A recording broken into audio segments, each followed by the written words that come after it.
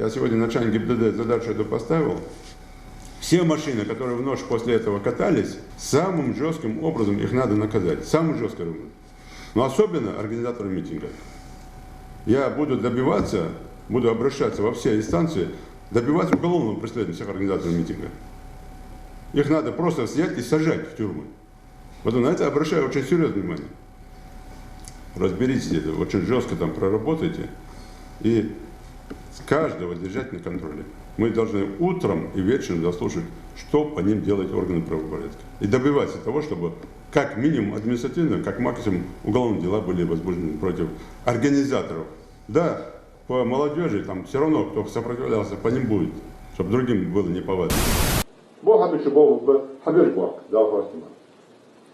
А все остальное это разговоры. Но Валерий говорит, сам полсун. Рамзан не может возможность ларии. Я говорю, там я 5-10 вербить обода, шел для Бога говорить.